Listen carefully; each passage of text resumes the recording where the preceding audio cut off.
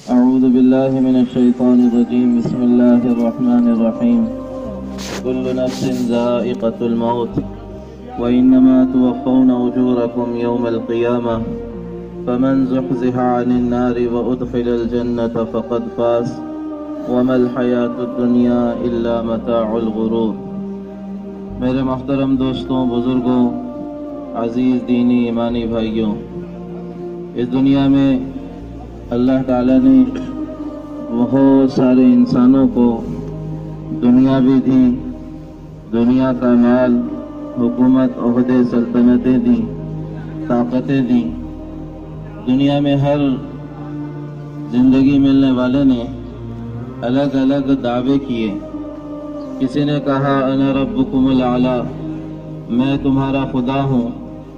کسی نے ابر کو دیکھ کر کہا کہ اے ابر تو جہاں چاہے جا کر برس جا، تیرے پانی سے جو فصل آئے گی وہ میرے خزانے میں آئے گی.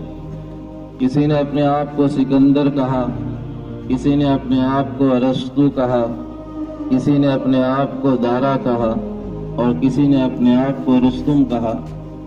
ہر ایک نے کچھ نہ کچھ دعویٰ کیا، لیکن اس دنیا میں جب سے انسان بنا ہے آج تک اور قیامت تک بھی کوئی ایسا پیدا نہیں ہوگا جو یہ کہے کہ مجھے موت نہیں آنے والی. موت ایک حقیقت ہے جس سے کسی کو انکار نہیں. اس حقیقت کو ایک بادشاہ کو بھی اس کا سامنا کرنا ہے، ایک فقیر کو بھی اس کا سامنا کرنا ہے، ایک معمولی انسان کو بھی اس کا سامنا کرنا ہے اور ایک اونچے انسان کو بھی اس کا سامنا کرنا ہے.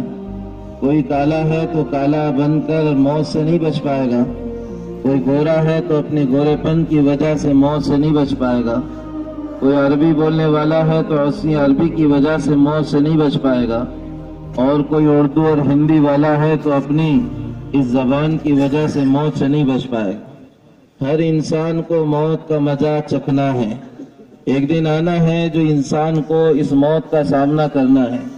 یہاں سے اگر ہزاروں سال پہلے انسانیت کا نظام آپ دیکھو تو کتنے آئے اور کتنے چلے گئے، اور آئندہ کتنے آئیں گے اور کتنے چلے جائیں گے. اپنی زندگیوں پر اگر ہم غور کریں، آج اس میدان میں ہم سب کے سب جمع ہیں. ہو سکتا ہے 50 سال کے بعد اور کسی کا انتقال ہو اور یہاں پر اس سے بڑا مجمع جمع ہو جائے، لیکن خدا کی قسم تم میں اور میرے میں ایک بہت کم رہیں گے جو باقی رہیں گے. اگر 70-80 سال اور آگے گزر گئے تو جتنے چہرے اس وقت موجود ہیں یہ سارے کے سارے بدل دیے جا چکے ہوں گے. ہماری جگہ بولنے والا کوئی اور ہوگا، سننے والے کوئی اور ہوں گے، نماز پڑھانے والا کوئی اور ہوگا، جنازے میں شرکت کرنے والا کوئی اور ہوگا. ہم سارے کے سارے قبر کے نیچے منو من مٹی کے اندر دفن کر دیے جا چکے ہوں. ایک حقیقت ہے موت جس سے کسی کو انکار نہیں، اور موت ایک ایسا زبردست واعظ ہے اور ایسا بہترین مقرر ہے کہ جو انسان کو اس کی حقیقت سمجھا دیتا ہے کہ موت ایک حقیقت ہے. آج ہمارے اس تعلق ہے کہ امیر صاحب کا انتقال ہوا، کل اور کسی کا ہوگا، پرسوں اور کسی کا ہوگا، لیکن مرنا اس کا بہتر ہے جو اپنی زندگی صحیح گزار کے چلا گیا، جس نے زندگی وہ گزاری جو اللہ کو راضی کرنے والی ہو، جس کی موت قابل رشک بنی ہو، جس کی موت فرشتوں کے لیے بھی قابل رشک بنی ہو. ورنہ موت تو ہر ایک کو آنی ہے، ہر انسان مرتا چلا جا رہا ہے، لیکن حقیقت یہ ہے کہ وہ کامیاب ہے جس نے اپنی آخرت کے مسئلے کو حل کر دیا. انسان جس پر زندگی گزارتا ہے اسی پر اس کی موت آتی ہے. اللہ کے نبی صلی اللہ علیہ وسلم نے فرمایا انکم کما تحیون تموتون، یاد رکھو جیسی زندگی گزارو گے موت اسی پر آئے گی، اور جیسی موت آئے گی قیامت کے دن اٹھائے اسی پر جاؤ گے. امیر صاحب نے پوری زندگی اپنی دعوت کی اس محنت پہ گزار ڈالی. ایک وقت وہ تھا، ابھی ہم سن رہے تھے کہ ایک بندہ بھی کوئی ایسا نہیں تھا جو پورے تعلقے میں اس محنت کو لے کر کھڑے ہونے والا ہو. ان پر یہ محنت ڈالی تھی، ان پر یہ بوجھ ڈالا تھا کہ آپ تعلق بھر کی فکر کرو، تعلق بھر کی کوشش کرو، یہاں کے افراد کو دین سے جوڑنے کی محنتیں کرو. ایک زمانے سے محنت کرتے ہوئے آئے تھے. یہی میدان ہے جس میں چند مہینوں پہلے یہ بات سنی تھی کہ امیر صاحب ہمیں بلولی کو اجتماع کب دو گے؟ میرے موت کے بعد دو گے، اور پھر جب اجتماع ملا اس بلولی کو تو وہ خوشی اور وہ خوشی تھی کہ جس کو کوئی بیان نہیں کر سکتا۔ اور پھر اللہ تعالیٰ نے اس ساری زندگی کی قربانی کا اجر بھی دیا۔ اعتکاف کی حالت میں تہجد پڑھ کر قابل رشک موت ہے جو اللہ تعالیٰ کسی کو عطا کر دے، اللہ کے راستے کی دین کی محنتوں پر اور اللہ کا نام لیتے لیتے اللہ کے دین کی محنت کرتے کرتے، خدا کی قسم ان لوگوں کا نصیبہ ہے کہ آج رویا نہ جائے، خوش ہوا جائے کہ ایسی موت ملی۔ اللہ کی قسم زندگی اس لیے کہ اس پر گزری ہے، جیسے زندگی گزارو گے ویسی موت آئے گی، اور موت ایسی حقیقت ہے جس سے انکار نہیں۔ حضرت علی رضی اللہ عنہ کہتے تھے الموت لیس منہ الفوت، موت سے کسی کو چھٹکارا نہیں ہے۔ ان افررتم منہ ادرککم، اگر تم موت سے بھاگو گے تو تمہیں پکڑ لے گی۔ وَإِنْ أَقَمْتُمْ لَهُ أَخَذَكُمْ، اور اگر تم اس کے سامنے سرنڈر ہو جاؤ گے تم پر رحم نہیں کرے گی، تمہاری جان کھینچ کے بتائے گی۔ فاطمہ رضی اللہ تعالیٰ عنہ کا انتقال ہوا، حضرت علی قبر پر آئے اور کہنے لگے ارا علل الدنیا علی کثیرا، میں نے دنیا کو دیکھا اس کی مصیبتیں بہت ہے، وصاحبها حتى الممات علیل، اور دنیا کی زندگی گزارنے والا موت تک ان مصیبتوں میں پھنسا رہتا ہے۔ وَإِنَّ افتقاد فاطمة بعد احمد دلیل على ألا يدوم خلیل، محمد صلی اللہ علیہ وسلم کو اس دنیا سے جا کر بس 6 مہینے ہوئے ہیں، آج ان کی بیٹی فاطمہ بھی چلی گئی، مجھے اس بات پر یقین آ گیا اس دنیا میں کوئی دوستی ہمیشہ رہنے کے لیے نہیں ہے۔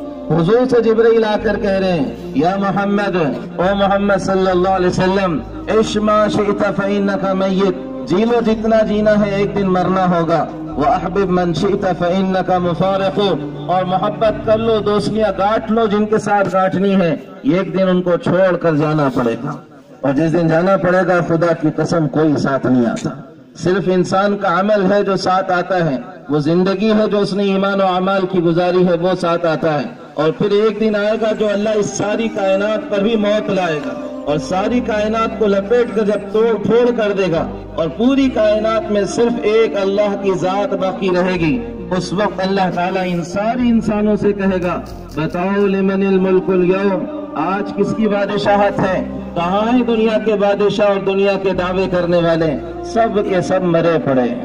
میرے دوستو ہم سب کو بھی مرنا ہے، ہم سب کو مرنا ہے، کوئی لمبا کام نہیں ہے، 60-70 سال کے بعد سارے چہرے بدل جائیں گے، کہنے والا بھی قبر میں ہوگا، سننے والے بھی قبر میں ہوں گے، پورے کے پوری شکلیں بدل چکی ہوں گی، نئی شکلیں آ چکی ہوں گی۔ اب دیکھو کہ ہم نے اپنی قبر کے لیے کیا تیاری کی ہے، اپنی موت کی کیا تیاری کی ہے۔ آج امیر صاحب کے جنازے پر نیت کرو کہ اپنی زندگی کو وہ گزاریں گے جس ترتیب پر انہوں نے گزاری ہے، اور انہوں نے جس ترتیب پر گزاری ہے وہ ترتیب صحابہ کی ترتیب تھی، وہ ترتیب محمد رسول اللہ صلی اللہ علیہ وسلم کی ترتیب تھی۔ ان کے لیے اصل چیز دین تھا، دین کی محنت تھی، اس کے لیے قربان ہونا تھا۔ ہمارے باسط بھائی کہنے لگے کل میں نے کہا امیر صاحب گھر پہ آرام کر لو اور گھر پہ چلے جاؤ اور گھر پہ تھوڑا سا آرام مل جائے گا، کہ نہیں میں یہیں رہوں گا اور یہیں پر مروں گا۔ یہ کیا زندگی ہے، اور یہیں پر زندگی نکلنی ہے، اور وہ اجتماع سامنے پوری محنتوں کا عنوان قائم کر دیا ہے، پورا عملہ پورا کا پورا مجمع یہاں جمع ہونے والا یہ 100% نیت کرے اس جنازے پر کہ ہم سب کے سب انشاءاللہ اپنے دین کو بنانے کی اور پورے عالم میں محمد رسول اللہ صلی اللہ علیہ وسلم کے اس دین کو پہنچانے کی فکر کریں گے۔ کرو گے بھائی انشاءاللہ؟ بولو کون کون کرے گا؟ اللہ بہت قبول فرمائے، اللہ بہت قبول فرمائے۔